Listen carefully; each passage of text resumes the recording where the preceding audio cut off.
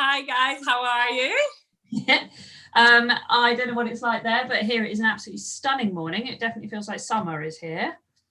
Yeah, same here. It's really nice, really sunny. I took the dogs out on the bike this morning in the glorious sunshine. So yeah, making the most. Yeah, absolutely.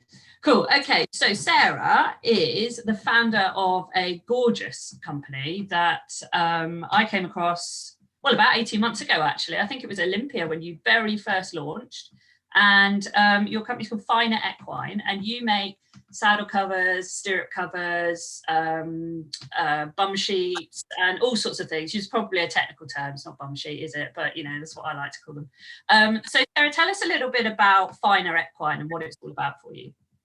So yeah, Finer Equine for me is all about quality and innovation. It all kicked off about 18 months ago. I had a bad fall and I couldn't work. So I'd had this previous idea for a saddle cover. I bought one. I bought a new Fairfax saddle. It came with a really thin fleece cover, which was just not going to protect the saddle the way I kind of used them and the wear and tear it was going to get. So I lined it with fleece. I put girth sleeves on. I wanted it to be more beautiful and practical because everyone likes to feel fancy when they're going out to a show. And that was kind of how the brand was born. And yeah, quality and innovation leads everything we do. And yeah. Oh, sorry, I'm having a bit of technical difficulty there. I'm not entirely sure. We say we're live, so I'm hoping we are. I was just having a little look on the page, but we'll see. We'll carry on, and hopefully we are live. But it says we are, so I have to kind of hope technology is lying. Okay, so that's Finer Equine. So it's about, what is it about, robustness? Because it's certainly, I mean, the quality of your products is just second to none. I absolutely love anything you bring out. You just want to touch it. So tell us about the products themselves then. Yeah, so the products themselves, it's all about having something that's really practical, functional. That's like one of my main bugbears. If it doesn't do all of the jobs that I want it to do, I don't want it. And also I want it to look really beautiful, you know, and it's like what you say when people come on our stand, they're like, oh my gosh, I just want to touch it. You know, that's the kind of products that you want to be around. So for example, our saddle covers, the kind of the original piece that we started with, we actually use on like the outer cover. I sourced a material which is slip resistant, it's waterproof, it's breathable, and it's actually the same material that you would find used for a really high-tech sports jacket. So that's the kind of quality that we put into every single finer detail in everything we do, and that means that it's breathable, so your tack doesn't go moldy. It's waterproof, obviously really important. It's slip resistant, so we use the same material for our ride-on exercise sheet or bum sheet.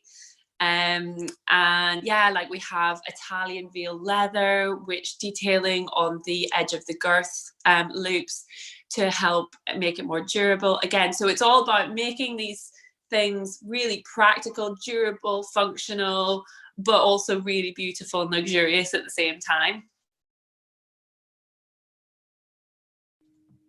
Cool. Yes, I've just muted you as well. I'm doing really, really well here today, Sarah, and you need to unmute yourself. I'm sorry. Cool. I love a techno day, haven't we? Honestly, goodness sake. Right. Yes. So what was I going to ask you? I was going to say, so they look beautiful. They're really durable. And I have to say, I mean, at one point in our tap room, obviously everyone had seen you at Olympia because just after Christmas, all of these beautiful Finer Equine saddle covers were all lined up in the tap room, and they're absolutely gorgeous. But it's all very well saying, well, you know, why do you want a good looking saddle cover? Like, who cares? But it's about that functionality as well, isn't it? That makes it so interesting. So why Finer Equine then? Why do you call yourself that? It was really like, I started off at my dining room table. I have a background in sales and marketing. And I was just, there's so many equestrian brands out there as well. Finer Equine for me depicted what we wanted to be. You know, we wanted to be you know, really refined, really beautiful, really luxurious. And the logo, you know, the logo I drew myself, again at my dining room table. And again, I think it just represents everything we're about, like fine, finesse, elegance.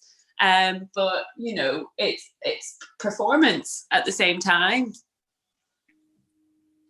Okay, so tell us a little bit then about how on earth you ended up working at your dining room table, designing, and I don't think you actually made them yourself, did you? But, you know, getting manufactured the things that you have. I mean, because it's quite a leap, isn't it, from what you were doing to where you are now? Yeah, so I at the beginning, basically, I came from really corporate background, sales and marketing, working for some amazing drinks brands, Hendrick's Gin, Peroni, and then I wanted to go off on my own, so I had more time to do horses, but also something that could still pay the bills. So we'd done up a lot of houses, so we had a property development business, and we had some really great successes and we had some not so great successes. So we ended up moving into rental instead, which was, it was a bit tough, like, 'cause I'm quite proud and I'm very competitive with myself. But at the same time, as we were just moving that into the rental side of things, I had a bad fall, and they were like, the doctor said, you can't ride, you've got unstable fractures in your spine, you can't go up a ladder, because if you fall, like, that's it, like, you're in a wheelchair kind of thing. So I was like, oh, what can I do? So I made this saddle cover a while ago, and I thought, oh, I'll just give this a go, and like, I'll just make them myself and I'll just see if anyone will buy them. And then I got talking to a friend, and he said, oh, our manufacturing business can make these for you, make them really nice. So I was like, okay, like, make some samples, bring them back, let's see what they look like. And they were amazing, and I was like, oh my gosh, I want all of this stuff. So I thought, if I want it, there must be people like me out there. So I designed all the prototypes and everything at my dining room table, because it started really, really lean. You know, I think we just started with a couple of grand, which is, for a luxury brand, is pretty lean.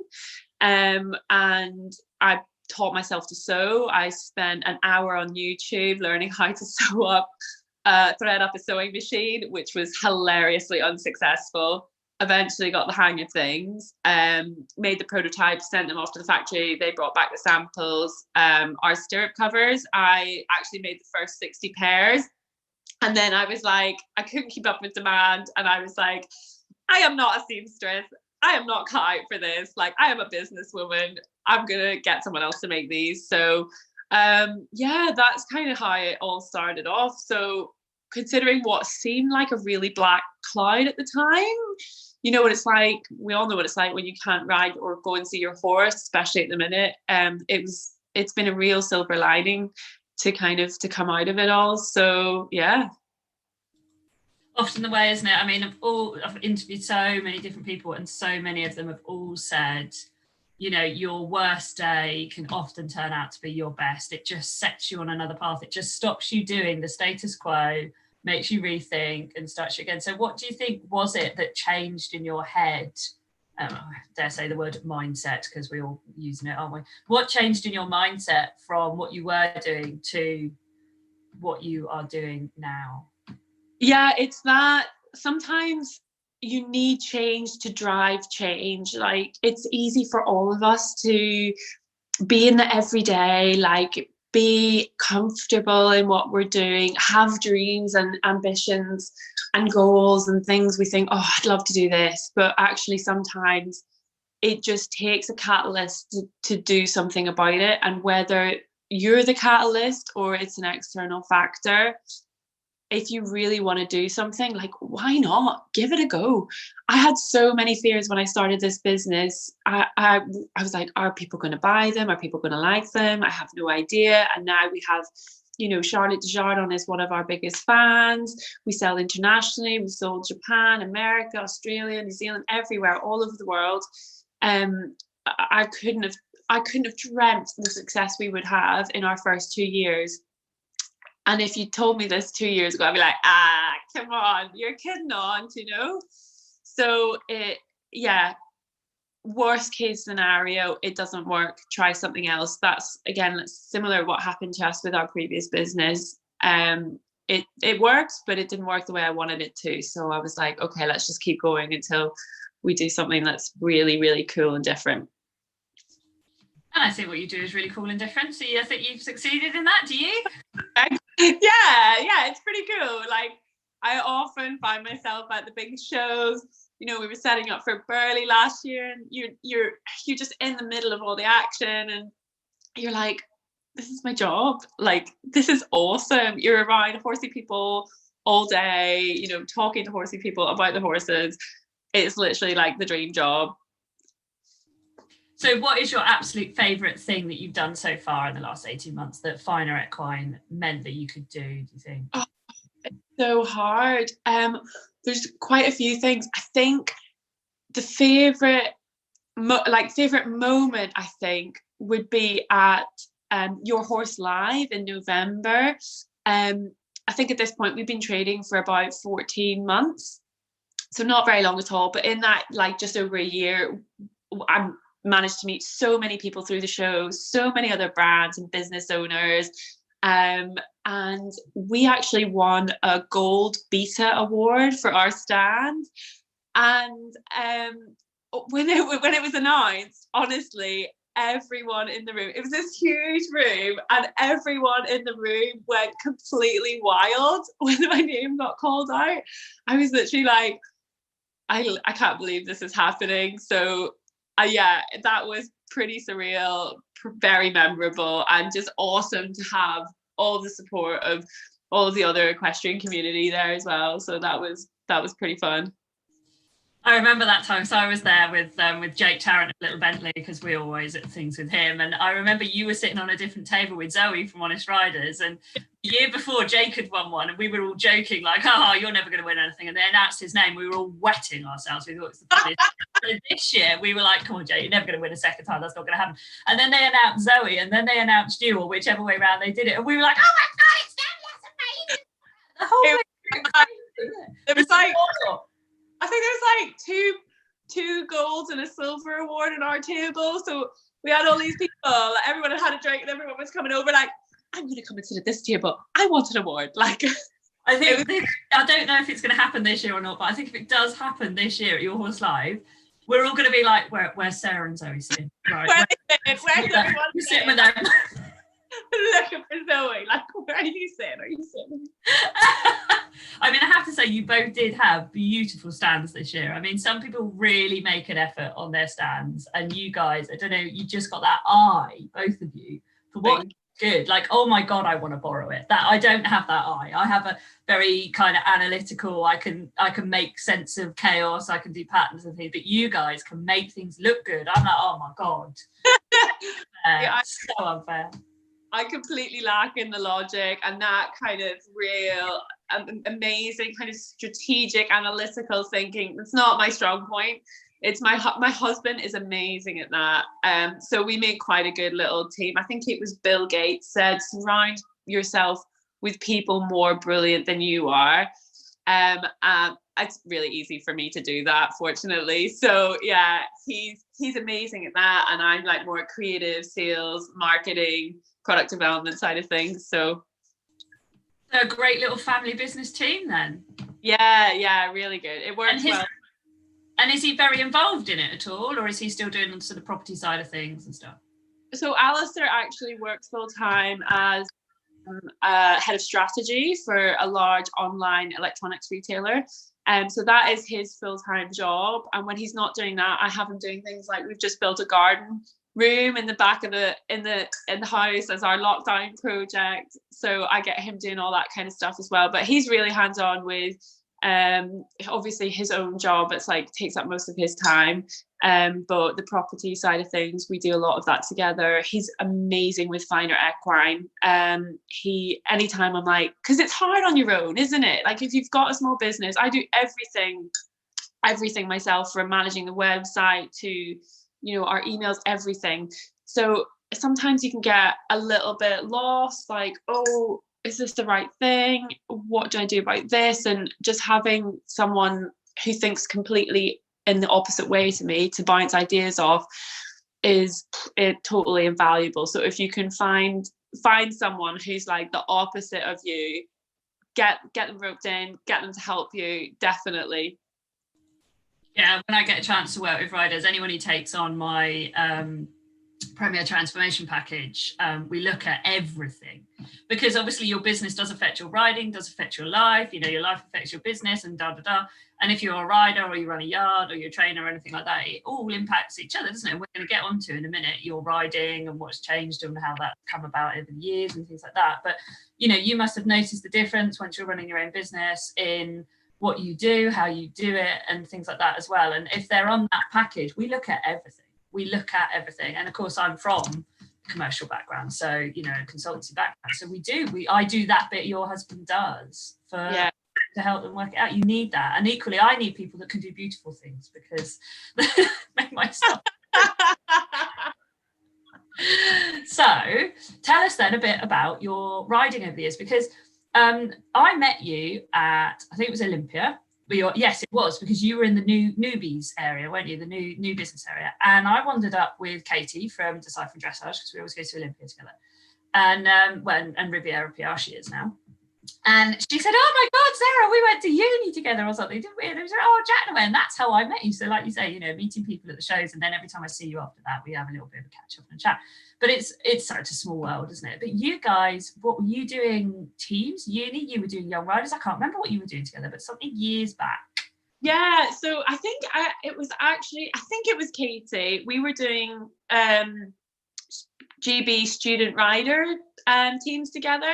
So I have a feeling for some reason Katie couldn't go to a competition in Holland, so I was really jammy and managed to jump in her space, and got to go off and compete in Holland for student riders GB. And that is an amazing program. They've had some top riders come through. For example, Becky Wren, who's 5-star eventer, she came through that program. I think she won the Worlds the year in 2010. I think Becky won. So they've had some amazing riders to kind of come through there and nurture. So yeah, that's how we met all those years ago, and it kind of stayed a little bit in touch and followed each other a little bit. And then yeah, we've kind of reconnected recently through our mutual equestrian businesses. So that's been really nice. We actually had a catch-up hack. So we were both had a little arena hack, and you know, just had a little catch up when we were on the horses, like talking about business. And yeah, it's really good. It's nice to be able to do stuff like that. Yeah, isn't it amazing when you can like do something horsey and call it work? Like my husband always says, "Oh, you know, whenever I'm going off to a show or I'm going to something, he's like, oh, have a nice holiday." I'm like, "I'm not going on holiday, I'm working." He's like, "Well, it's hardly work though, is it?" And it's like, no, it is. It actually is. It's work. It's just, I love it. Like, you know, I've designed a job around my passion, and you've done the same, haven't you? So what's it like when you're working but you don't really feel like you're working? Yeah, it just makes life so much easier. Like when in one of my jobs, I haven't really told many people this, but I really got quite depressed in it. I became really, really anxious in it. It just wasn't the right job for me, which I realized it took me years to work that out. So actually being able to do something that doesn't feel like work, that I can totally own, I think that's a huge thing. Like being able to have complete ownership over something, do what you feel is right, and yeah, just be able to have fun with it is like completely liberating and uplifting. Yeah, it's absolutely amazing. And there is hard work behind it, isn't there? It's not all, you know, rose-tinted glasses and fun days out, is it? So tell us some of the challenges that you've had to get through to create what is worth having, so worth having. But my word, do you have to graft to get there, don't you? Yeah, it's a proper little graft. Like Olympia is definitely like our toughest week of the year where we met. It's like 14-hour days most days, and I'm on the stand all the time.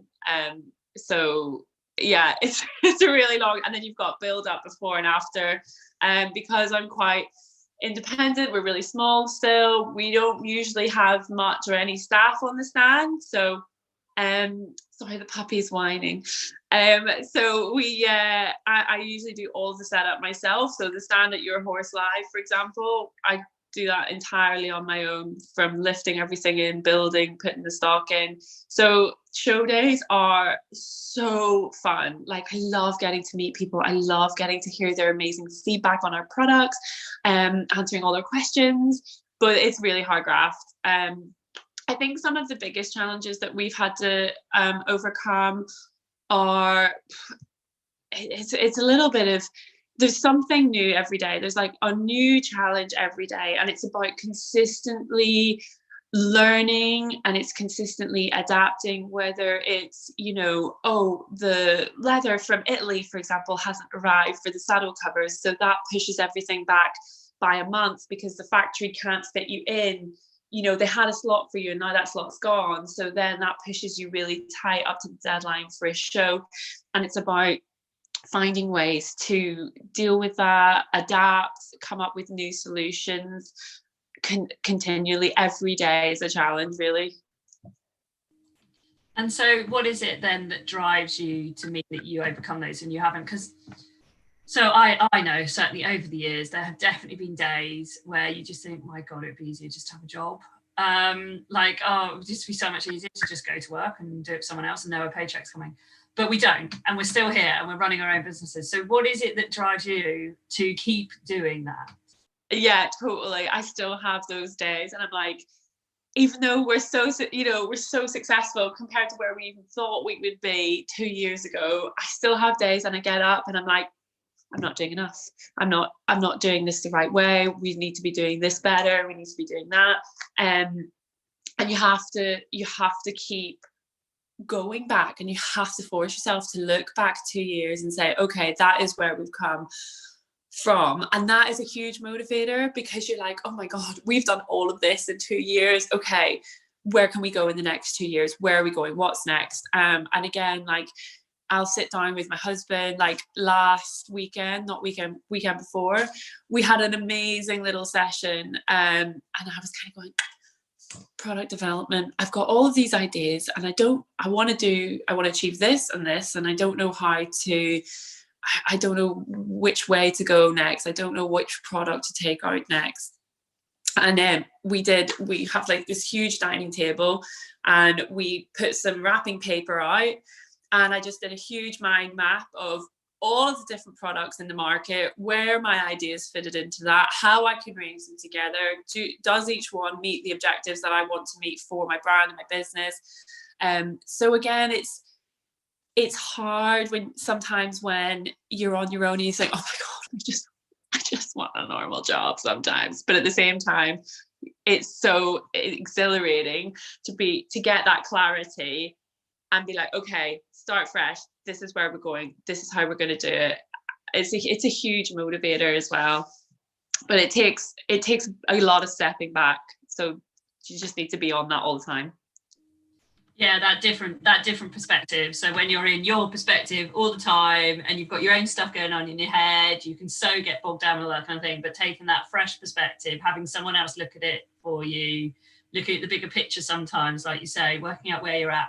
And how do you deal with competition? So this is a thing that puts a lot of people off, especially when they're starting a new business, is that, you know, very rarely are you the only one doing something, or at least you might be to start off with, and then someone else. I've seen designs very much like yours out there now. It doesn't mean they are by any means, but they look in a similar way. Like, you know, they've got the girth thing on the cover, the saddle cover and things like that, or they've got holes in the stirrup things and stuff. And obviously, I don't know if you patent or not, but even if you do, people can still go around and use it, can't they? So how do you deal with that, with competition? So that was one of my huge worries, I guess, when I started setting up the business, was how do we differentiate ourselves? We've had a lot of people ask us, oh, are you going to do leggings? Are you going to do this? And I'm like, well, no, because so many people are doing leggings and they're doing it so flipping well. I don't think I can, at the moment, add much value to that area of the market. What I want to do is add value to areas that need more value adding, such as luxury tack care, luxury luggage, that kind of thing. So we were the first, I think that by at least 50%, like we have the highest price point for our goods, but we are the only ones that craft in Britain. We're the only ones that use such high quality materials. So from that perspective, our quality and our innovation really sets us apart. On the flip side of that, from a more practical and legal side of things, I actually spoke to the really awesome Pam from Olympia. So she's like responsible for organizing all the trade stands at Olympia, Royal Windsor, Dublin Horse Show. She's an amazing woman. And she said, Sarah, what you need to do is you need to protect all of your designs. And I was like, oh, right, okay, cool, I'll look into that. So all of our designs are protected by the Office of Intellectual Property, loads of different design elements. So we have had a few cases where people have almost identically replicated our designs, and you know, we've kind of had to say, like, we were protected, so please do it a different way, or don't do it at all, which is a really hard conversation to have with someone, but it's also a huge form of flattery at the same time. Yeah, absolutely. And I mean, at least in doing what you do, you can protect a product, you can protect a design in that respect. You know, doing service-based things like I can't protect my knowledge. Like, you know, I can package it and I can market and I can do things like that. But other people know stuff I know too. So, you know, I think there's pros and cons to everything. And certainly, like you say, see, it's flattery. That's definitely, you know, if anyone's ever thinking of doing a service-based or a product-based industry and someone starts doing what they do, I go, great. That means people want this, because if there's enough for 2 of us to be doing it, then that means there's enough for us all. So that's fantastic. And it's that idea, isn't it? It's like, see it as the biggest form of flattery. Like, oh, it must be good if people have gone, I'm going to copy that. Totally. Also, I think sometimes it's hard to make something from scratch when you have no base, but to improve on someone else's thinking or what they're doing is a lot easier. So, like, yeah. How can you make it better? And there are certain countries in the world that just spend their whole time doing that, don't they? So, yeah, absolutely.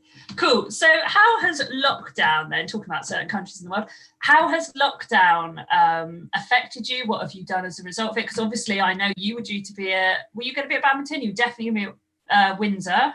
Yeah. And some of the other places that were cancelled. So what have you done?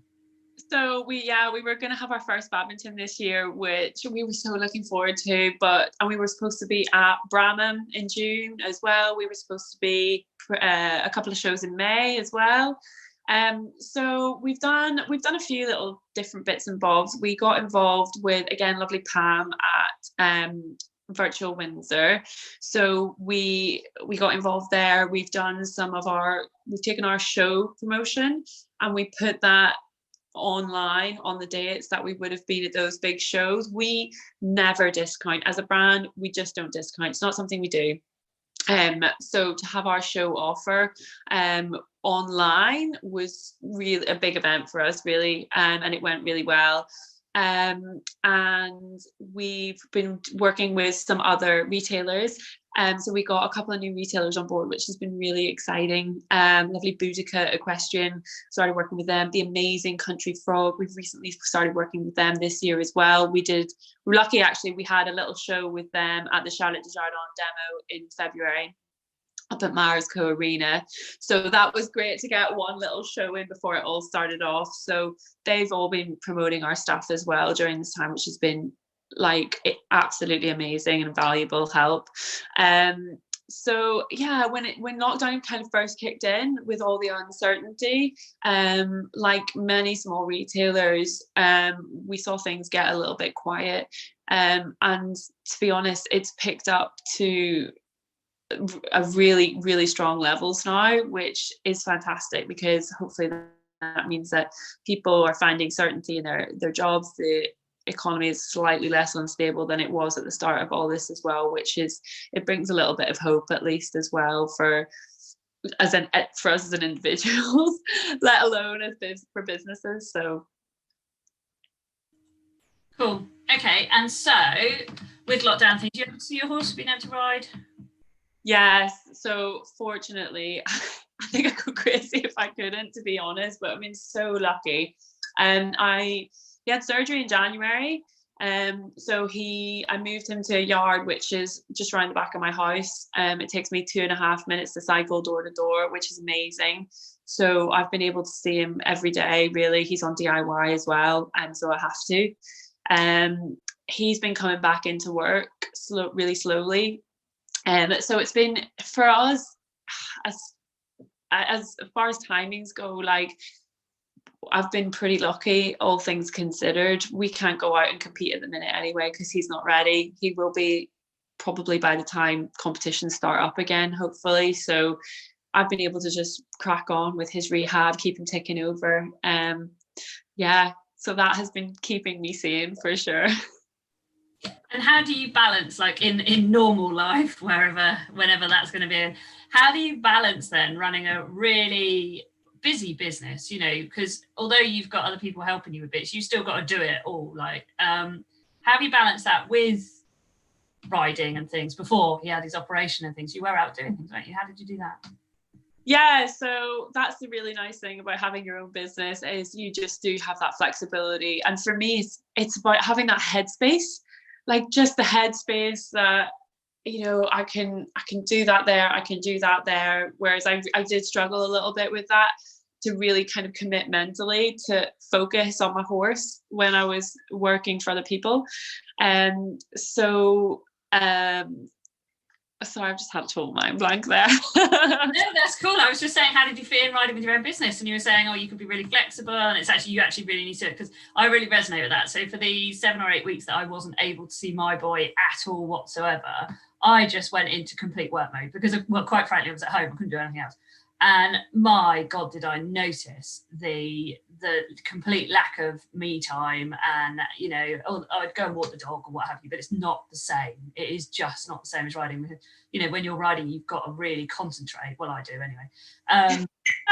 And so it makes you be really mindful. So, you know, how did you balance, or what was it that meant that you could balance that then?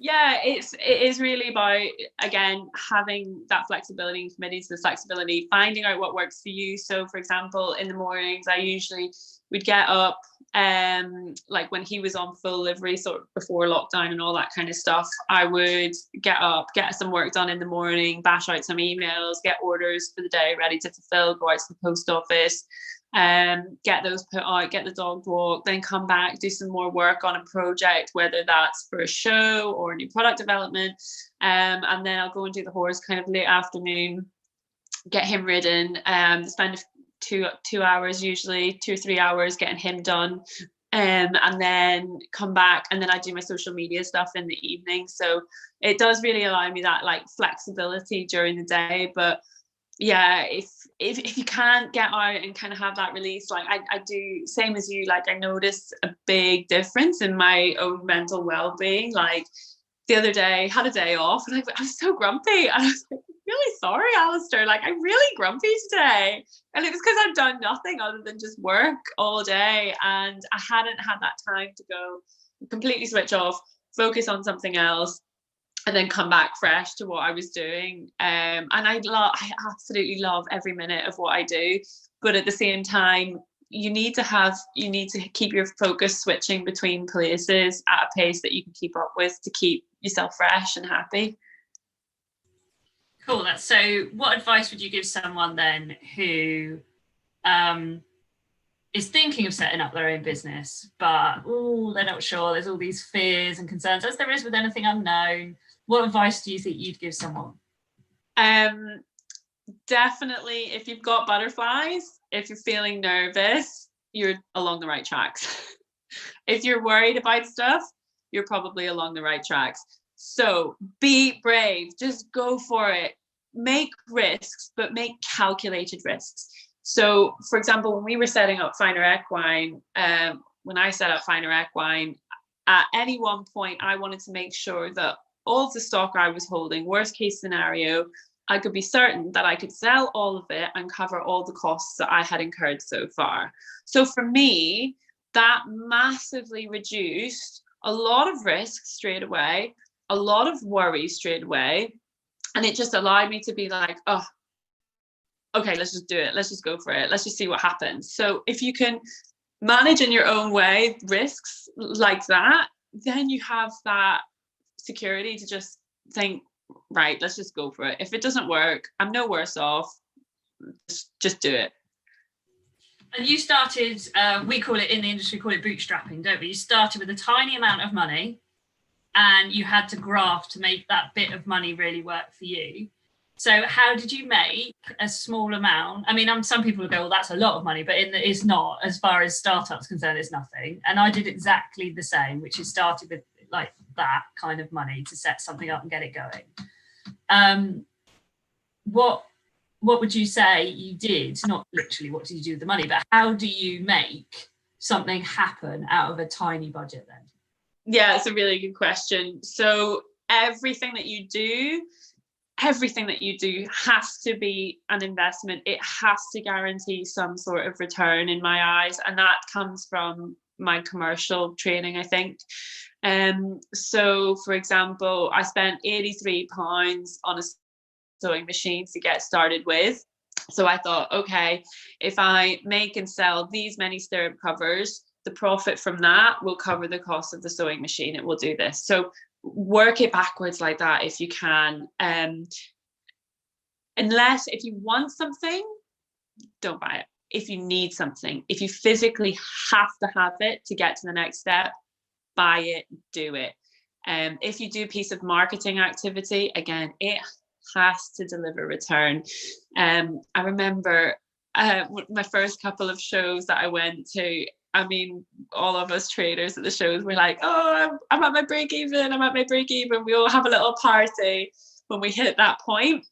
And I remember a couple of people saying to me at various points along the way, it's fine though, because if you don't make a profit, because it's like a marketing activity. And I was like, it is a marketing activity, but it has to be a profitable marketing activity.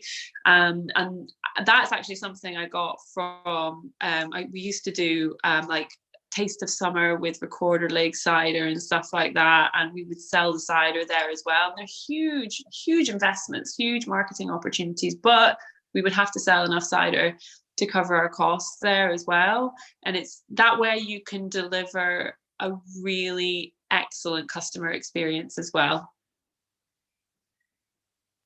Okay, so tell us this then. You sell saddle covers, stirrup covers, ride-on exercise sheets, I've now discovered is the technical term, not bum sheet. I still think bum sheets are the name, it's much easier to say.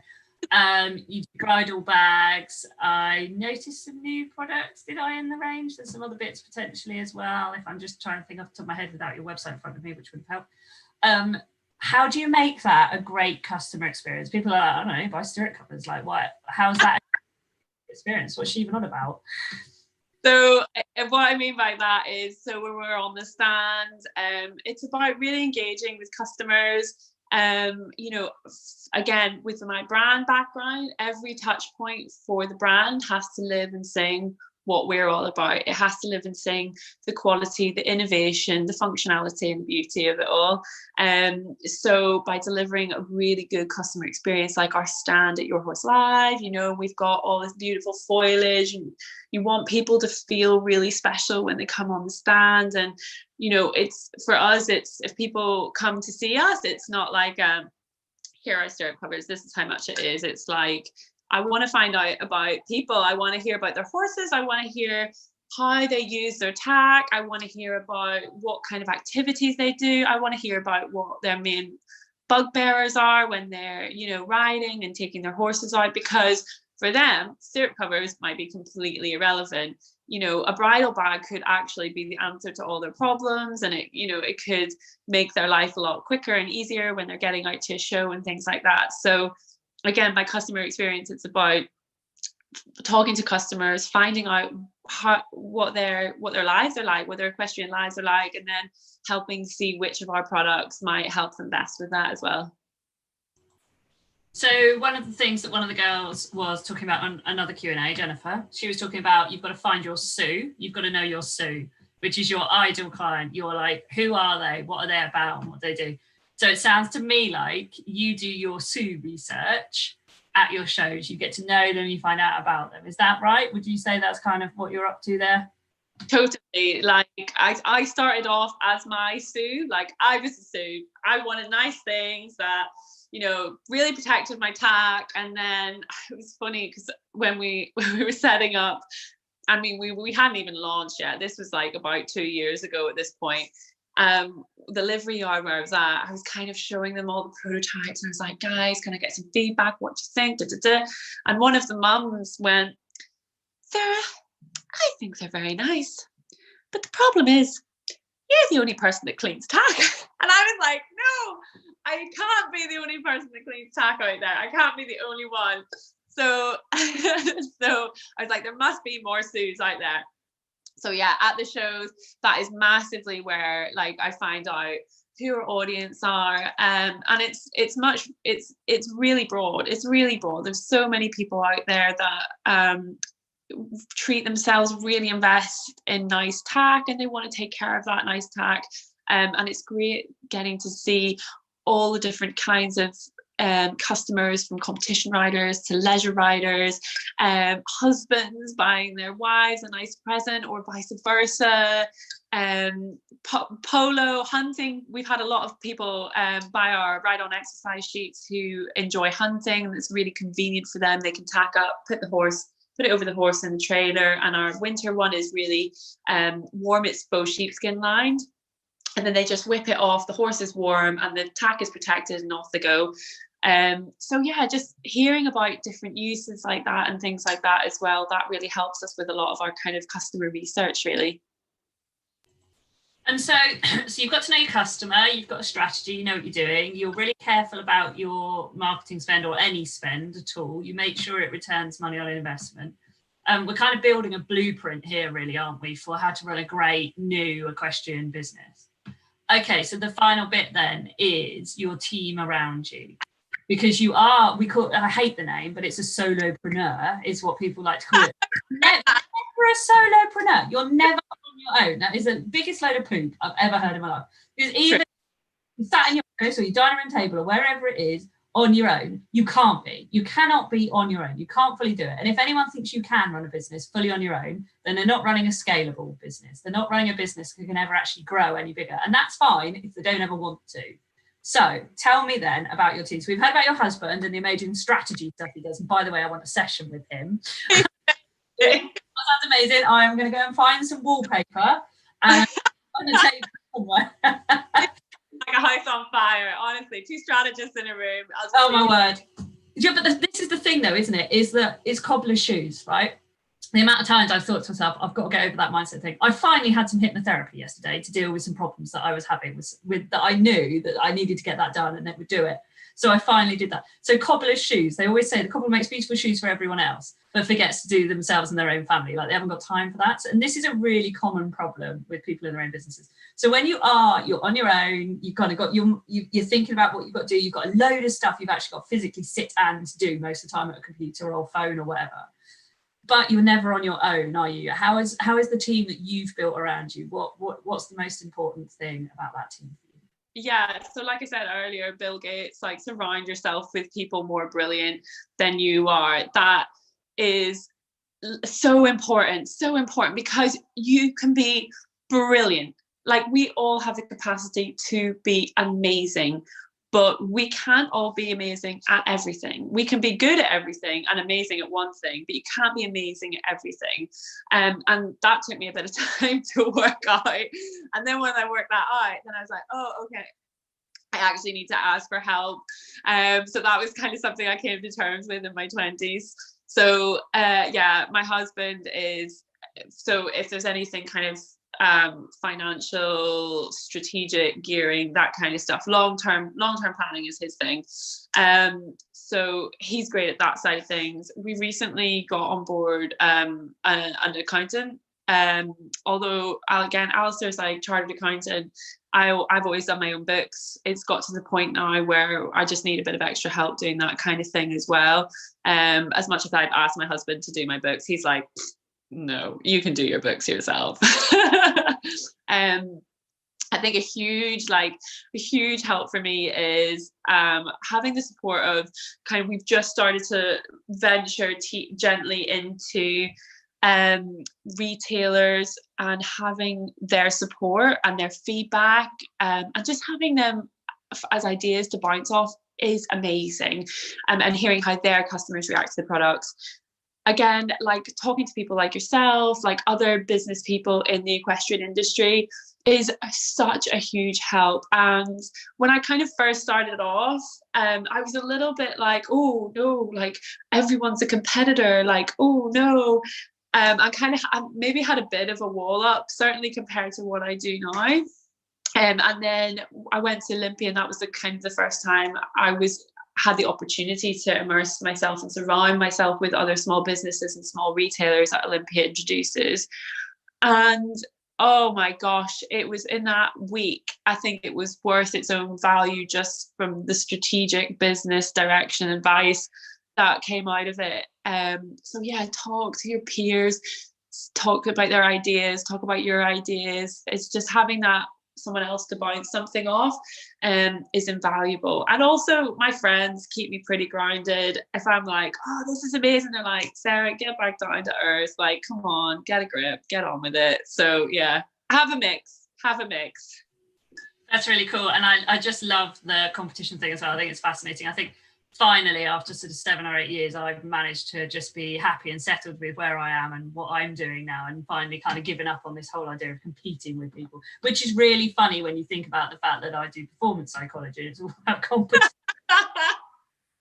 So finally taking some of my own advice on that one. But yeah, it's lovely when you actually get to the point where you just are settled and you think, do you know what? Yeah, there is competition, but actually there's a load of great people around me that I can learn from and be around. And so that brings me on to my next question then. If you could collaborate with any company to do some kind of joint venture, who would it be? Oh my gosh, that is such a good question. I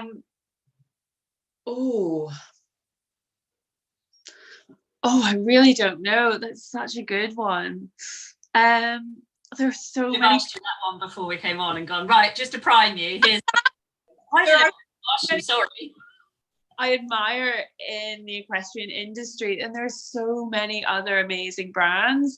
Like I think what Jade Holland Cooper is doing, like I love that every touch point of the Holland Cooper brand just exudes, what that brand is all about. I really like that. Same, for example, with Honest Riders, and every single touch point from I ordered one of their beautiful t-shirts and some neem oil for my little like fly ridden pony a couple of weeks ago, and everything that it came with, even the duct tape was, it was paper, it was really eco-friendly. So yeah, I guess anyone that has that level of detail, that level of commitment to really living their brand in every single touch point. Yeah, that's what we're all about. So tick those boxes, be luxurious, be innovative, and then talk to us. So in order to do that, you've got to really know your brand values then, haven't you? So coming back to the beginning of our Q&A then. So if you were to distill your brand values down, and these are the things that you're always checking in, does this work with these values? And when we were talking to Zoe of Honest Riders, it was like so clear what her values were. Like every single time it was like sustainability, and it's got to be ethical, and it's got to be quality, and that's what it's got to be. And so every decision she ever made about her business or what she did was like had to tick those boxes. So what would you say yours were, coming back to that now to remind people? Definitely our 2 core brand pillars, we call them. That's like marketing jargon, but our 2 main brand values are quality and innovation. Everything that we do has to deliver a new level of beauty, a new level of functionality, of practicality. It has to work. There is nothing worse than when you are out at a show and stress levels are high and you have a million other things to think about, and the products that you have spent money on don't work, and they don't deliver, and they don't function in the way that you need them to, and they don't do enough of what you need them to do. So our products have to be innovative, they have to work, they have to be functional, but yeah, they have to be beautiful. I like things that last. I'd rather spend, I've got one pair of breeches, for example, at the minute. I only ride in breeches when I'm really schooling. And I have a really nice pair of Picure breeches. And I just ride in leggings the rest of the time because I don't need to properly sit. I don't need to work. I want something that's really quality. I want to invest in something that is going to last, is going to really work and really be beautiful. So that's what I bring to the brand as well. Lovely, it's amazing. Thank you so much. So before we finish then, is there anything you want to add or cover or tell people, or maybe a moment, I'm going to keep going until something comes up for you, or a little little gem at the end there? If we're talking about beautiful things, let's talk about a little pearl or a gem. Oh, you're going to bring pearls into your stuff. My name is Hiawatha Pearl and my middle name means pearl. So pearl could be. I think, I don't know, I've got one of my favorite quotes, I guess, is actually one that my dad told me. My dad, very, very different industry, but he used to make textile machines, so machines that turn plant fibers into textiles, and he used to design and paint them as well. And he told me years ago, before I thought about any of this, Sarah, it's very easy to overcomplicate something, but it's very difficult to make something more simple. And often the best designs are the simple ones. And I think that is so true in everything we do, like whether it's, relationships, or, you're overthinking something, or you're designing a new product for a new brand, or you're having trouble training your horse with something, keep it simple. It's harder to think of the simple things, but they're always the best. So that's my pearl. I love that. Thank you. And I have to say, when I first saw your stuff, I thought, what a nice lady, met you, it was lovely, but it's stirrup covers and saddle covers, what on earth? Like, okay, fair enough, fair play, it's very nice, it's gorgeous, it's really lovely, but great, have fun, good luck selling into that. But over the years where I've seen you develop, and I've actually had some of it and seen the quality and actually got to know it and gone, hang on, I think I get what she's about here now. Actually, this isn't stirrup covers and saddle covers, is it? This is, like you say, real quality stuff. This is going to last. Like, this really is. You touch it, you feel it, and you know it is. And you think, yeah, do you know what? It is that simple. Like, don't dismiss it because it's so simple. Like, embrace the fact that actually she's got it right. Thank you. It is brilliant, and I think that I've loved watching your brand over the last few years because you have stuck to that. I've been so impressed by the way you haven't disappeared off on a tangent or done something different like so many young businesses do. It's a bit like a child in a sweetie shop, isn't it? And I speak to so many people that want to set up their own business and do these things, and they're like, and I could do this, and I could do that, and I could do this, and I could do that, and I'm like, whoa, can you just get something right to begin with, please, and then carry on? And that's certainly something I like a magpie. Ooh, shiny new thing.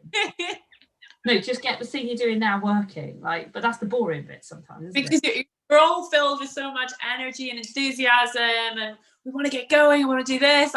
There's so many. This is like, we were doing this new product development stuff. I've so many ideas that I want to get out, and it's like, okay, I've got limited resources. Where am I going? Where's the direction? What's going to work? What is this clear step? What's a clear plan? And keeping it simple. But it's definitely it's definitely hard to do. But worth it when you get to where you are now and you're successful and you're reaping those benefits, and you can look back and go, wow, look how far we've come. That's amazing. And it truly does show that you've been doing something right, because for a business to be as successful as you are in 18 months ish, it shows that you must have done it right, because the really good ones are the ones that just, what we call disrupt the market, isn't it? They come in and they just accelerate, and everyone goes, whoa, where did that come from? So yeah, I do think that yours has been one of those, like, people are now looking at things that you produce slightly differently and going, well, hang on a minute, some piece of fleece on my saddle's just not going to cut it anymore. Like, it's not going to do the job, is it? So yeah, cool. Well, thank you so much, Sarah. It's been an absolute pleasure talking to you and hearing about the inner workings of your business brain. And thank you very much. And we've had a couple of comments come in. I'll just tell you some of them. I think some of your friends have come on. So Heather, looking forward to hearing that. Big laugh. I miss hearing it at the yard. Cassie, just enjoyed following your journey. Oh, hang on a minute, that's two combined. Let's just checked out and liked your page. Wow, your products are amazing and I love your positivity. And then Isla has said, I think it's Isla, I've enjoyed following your journey. Well done. You're sounding a lot more Scottish. There we go. I lived in Scotland for about 6 years, so every so often, I think the more, because that's where my sales journey began, I think the more passionate I talk about things, the more Scottish I get. I can't help it. It just happens. It comes out. I have no control over it. So where in the UK are you based now? Where's Finer Equine live? We are just outside Manchester in Cheshire. Ah, cool. Super. So nowhere near Scotland then. No. Cool. Well, thank you so much. And obviously, if people get hold of you, how can they do that? So you can get hold of us at our Facebook page, which is just at Finer Equine. Just search Finer Equine on Facebook. You can also DM us on Instagram. Again, our Instagram tag is at Finer Equine, all one word. Just pop us a little message. They all come straight through to me. It's not some robot. It's literally just me. Hi. Or you can email us at info@finerequine.co.uk. Also, our website is finerequine.co.uk, and our entire range is on there and currently all in stock as well. Amazing. So go check it out, guys. It is well worth looking at. You really need to feel it to get the quality of it, but trust me, it's there. And some great little videos on your Facebook page and things I noticed recently of you showing off the products and how well they work and things as well.